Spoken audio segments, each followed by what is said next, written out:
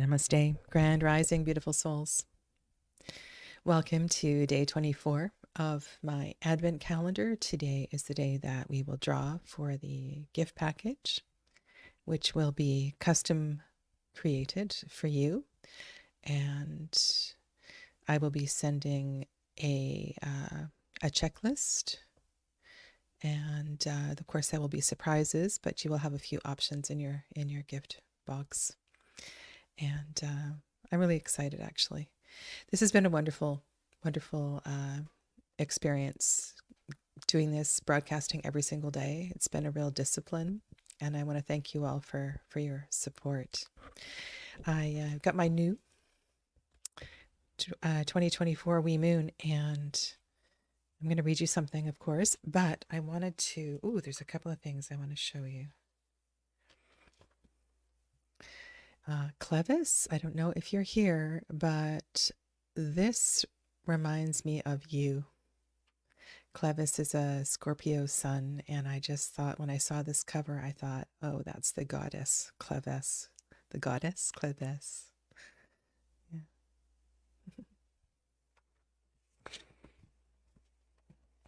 This is called Always. Light and dark. She's all of this, always, and her magic, her rhythms, her wise, coy reveal. Always, actually, she's full. And with her magic, we learn how to be with the fullness and the emptiness of the everything and the nothing and the in-between and the questions, echoes we hide. And the question echoes we hide. The terrifying disappearances, floating, thrashing, desperate for core. She knows, she shows this, that we truly are, always. And that is written by Raven Lakini, 2022. And today the moon moves into Gemini. All right, waxing her way to Tuesday's full moon. And then I hope that I can do something for that for you. I'm not sure how it's going to unfold over the next few days. I have a very full house. All right, let's start with today's inspiration. And good morning to Janine and Clevis, Saskia, Mary Beth, and Hannah. Namaste.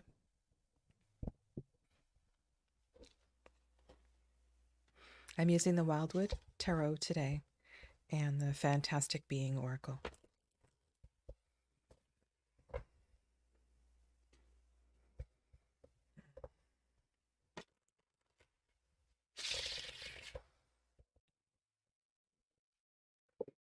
May the messages from these decks keep us a little closer to Earth, a little closer to the goddess, a little closer to grounding, to the richness, the abundance that is offered in her beauty. May we all find time to connect with the earth through these busy days. And as always, we ask these messages be in the highest for the greatest good and that no harm be done. So be it.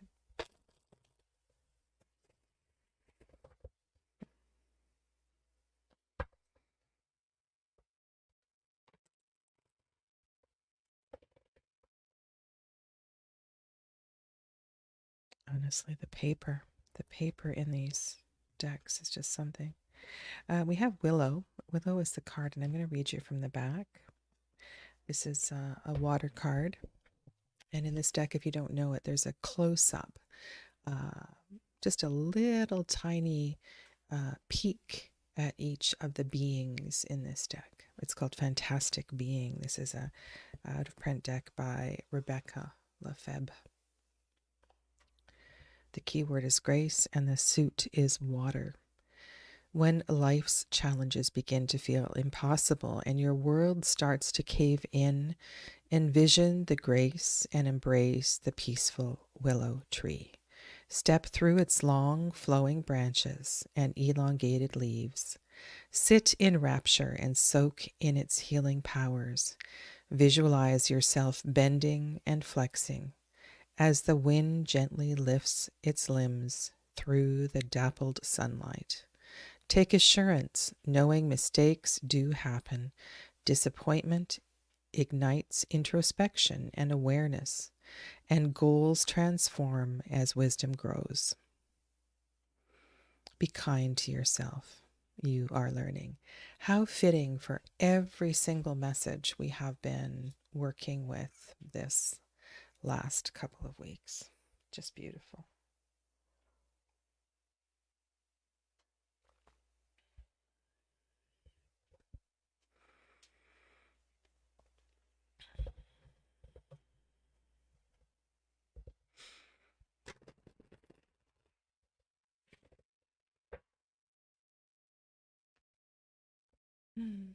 Good morning to G. G just joined the Facebook group. I believe her name is Giaria. Welcome. And Annette, good morning to you.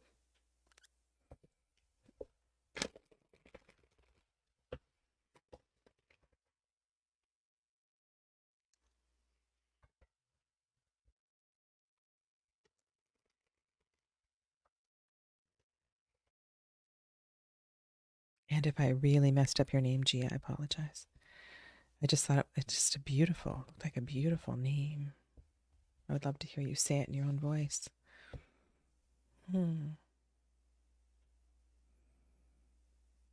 Doesn't that fit beautifully with the willow? Hello, Helen. Namaste.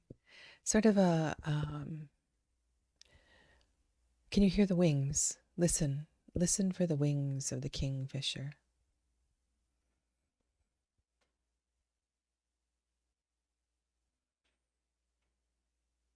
The king of air.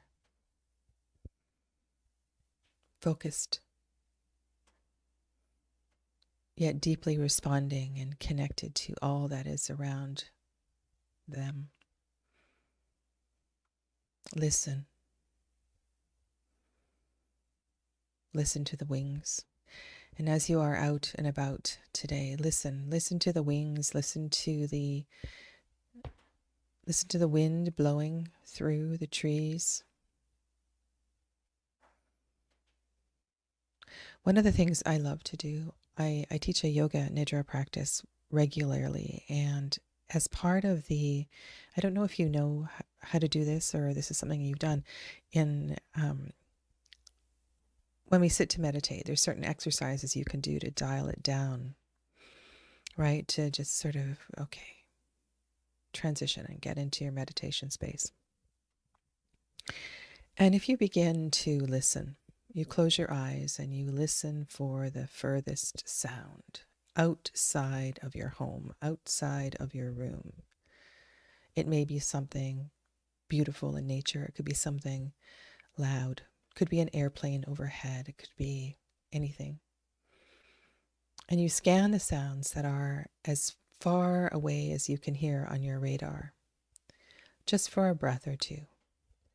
And then you come a little closer and you scan the sounds that are within the house, within the room, moving from sound to sound, not staying on any one sound too long. And then you come closer still into the sound of your own body, your digestive sounds, the sound of your breath. And it begins to slow you down and quiet you down. And when I look at this kingfisher flying over a lake, perhaps, I think about that level of awareness where, and beyond that, listening for spirit, that kingfisher being so aware, they know exactly what is in all 360 degrees around them. And so let us all have that level of awareness, not necessarily for caution, but for connection and wonder and magic. Let's all listen and heighten our awareness, for our awakening and wonder. I think wonder is such a beautiful word. Let's build on that. Oh, wheel. Wonder and wheel. The warp and the weft. This is such a beautiful card of connections and abundance of symbols and a reminder of connection and how one thing is interdependent on the other, and the issues of reciprocity and seasons and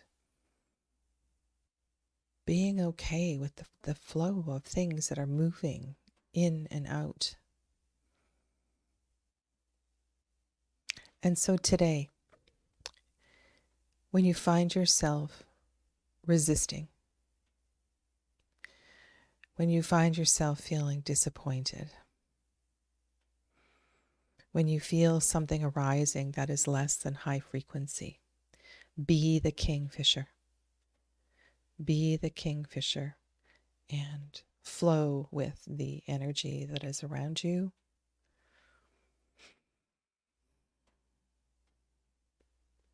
Observe the situation from a distance if you can. Step back. Close your eyes. Breathe a little more deeply, because it will pass. Good evening, Tina, and welcome to Laura and Donna. Donna says, I love the kingfisher's rattle as she flies over.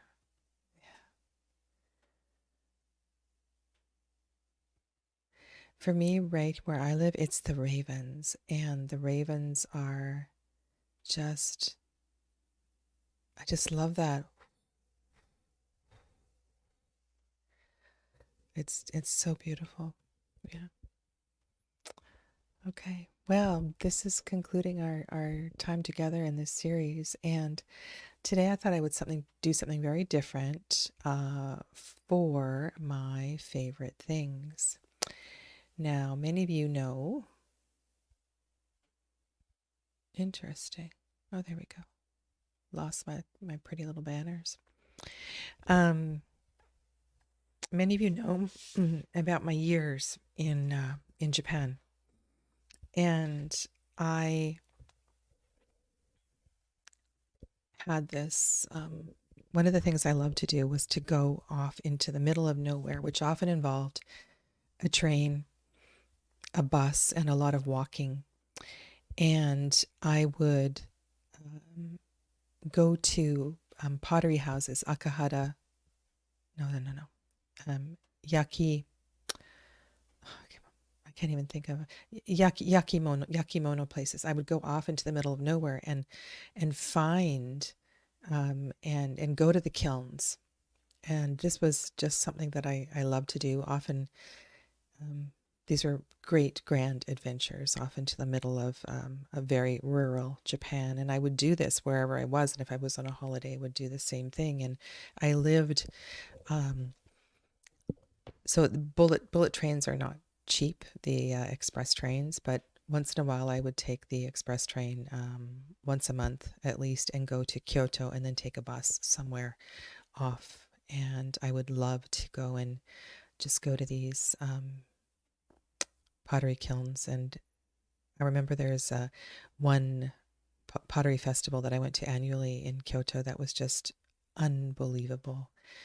I just love pottery. And so I thought I'd share with you a couple of things that, and actually two of them came back from Japan, actually. This one came back from, this is a long time ago. This is from my first trip to Japan. I brought this back, and this was in my first return to North America was in 1988. So I've had this bowl since 1988, and I'm thinking it might have come from Yoronto, which is a little tiny island way down south of Okinawa. And they had lots of, this one doesn't have the shiny blue glaze in the bottom, but I had a few teacups and little tiny dishes that had that like sea glaze in the bottom. And so you can do the math on that, how old this is. So, and it's not chipped, and yeah, I just have this wonder of these things. And there was a oh, actually I still have one of the finer pieces. I brought one of the this isn't from there, but same sort of deal. So one of the things I used to do was collect white pottery. And I still have 4 of these plates, and these came from a potter in Kyoto. And I love square plates. And so, yeah, I still have 4 of these and some of the fine pottery from a kiln called Aka Hara Yaki. So Aka means red. I can't remember what Hara means. And that was a really interesting place to go to. And there the artists would even like interact with us. And I spoke Japanese well enough to interact. And sometimes off in the countryside, the dialect is a little different, but it was really, really cool. Yeah. And later on, when I started taking tours to Japan, I took student tours. I was teaching high school. Did you know that I taught high school for a while? And I would take groups of kids to Japan. And in one of the trips to Kushiro, which is on the, I've mentioned that before, which is on the west side of Hokkaido, we got to do that. I think they asked us something we would like to do, and I said I would love to go and get my hands dirty and in the mud. And we did that, and I have an old photo of me. For those of you that have my 16 Faces of Sadhana, I think the photo might be on there of me making pottery, and I actually have some of the pieces that I made there. And I signed all my pottery. Sorry, I didn't bring one to the table. I signed all my pottery Yuri, like in hiragana, Yuri. Yuri is the word for lily, and lily is what Susan means, and Susan is my given name. So yeah, I signed all my pottery Yuri. Yeah, it's just so fun. I like little things, and these are little dishes that I found. I don't even know where they're from. I'm guessing. I can't see, it's dark in here. Little tiny dishes for putting your tea strainer, or I like little things. Yeah. And I brought one other piece to the table, and this is made by a friend, and his name is Vincent, and he's a potter here, and I have several of his pieces, and he lived in Whistler. He actually lives where I live now. And he used to have a big sale once a year and clear off all of his seconds. And this is one of the pieces that I purchased. And it's a beautiful serving tray. Yeah. His name is Vincent Massey, and he goes by Binti. He's a amazing potter. Yeah. Yes, I love pottery. I don't have space for adding new things to my collection, but the pieces that I do have, I cherish. Thanks, Donna. Okay. So my final tarot tip of the day, and this is something that I was doing yesterday, and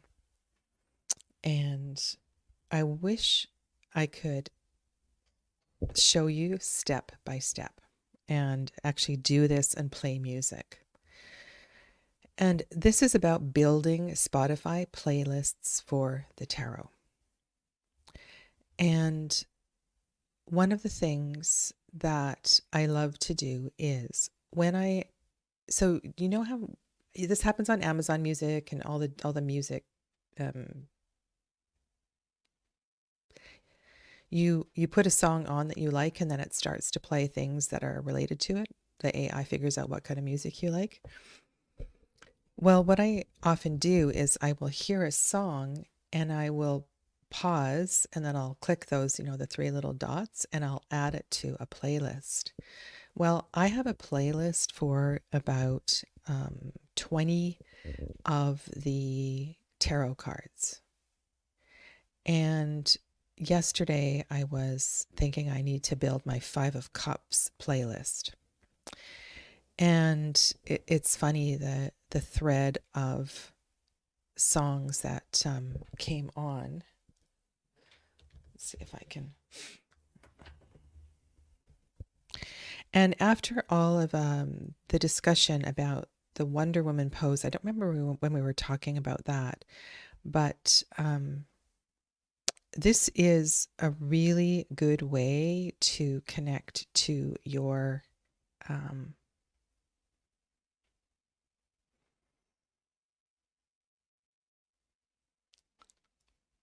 what's going on here? Oh, yes. This is a really good way to connect to your tarot cards. And I think it's fun as well too if you have chosen a significator, like if your significator is the Knight of Cups or the Queen of Wands, to start to create a playlist that feels like that particular court card. And something happened yesterday because I had a playlist for the High Priestess, which is an archetype. I'm connected very much to the number 2 as well as the number 11 in my numerology through my birth. And I decided to change my High Priestess playlist. And there was an old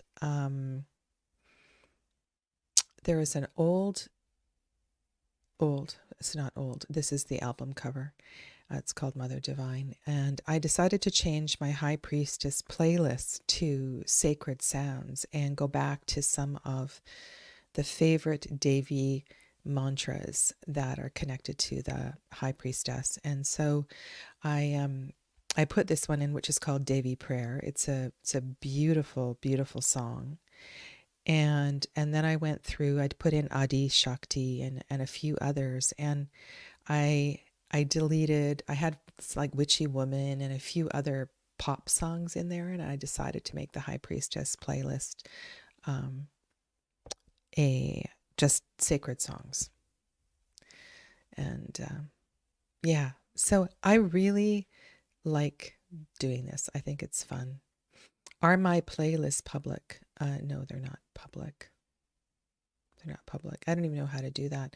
But I think this is fun, and it's a really, because we all have different taste in music. I think it's a good thing to do. And my all-time favorite Queen of Swords song is Bitch by Meredith Brooks. That song really gets me going, and a bunch of them actually I haven't put onto into playlists. I'm just seeing if my Excel will open fast enough while I'm talking here. If it does open, I'll come back to it. So I used to keep track of this on a Excel spreadsheet, but what I've transitioned to doing is just doing this on the fly as I go, and adding and creating playlists. Spread lists. That's a combination of a spreadsheet and yeah, it's not one of the top spreadsheets, so I will just skip that. So yeah, it's fun. It's good fun. Love doing that. Mona Pianist. Oh, I don't think so. Vincent Massey is a local BC potter. Yeah, I don't think it is. Okay, so shall we draw for the winner? Let's do that.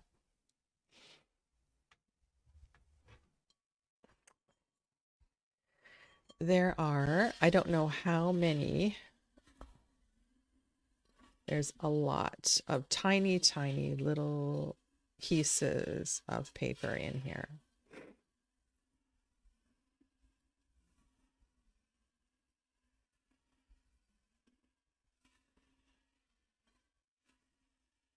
Okay, are we ready?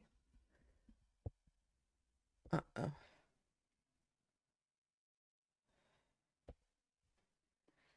Okay.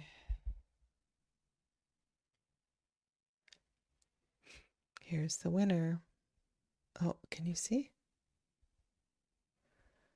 And I think she's in the chat. It's Donna. Donna is the winner. Let me see if I can highlight Donna. There she is. This is our winner. Congratulations, Donna.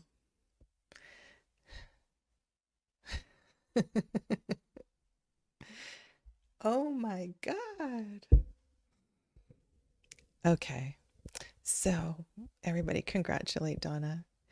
And Donna, I'm going to please give me a few days. Let the kids get out of here, and I will send you a list and put together a little package for you. So that's so fun. I'm going to have a sip of coffee.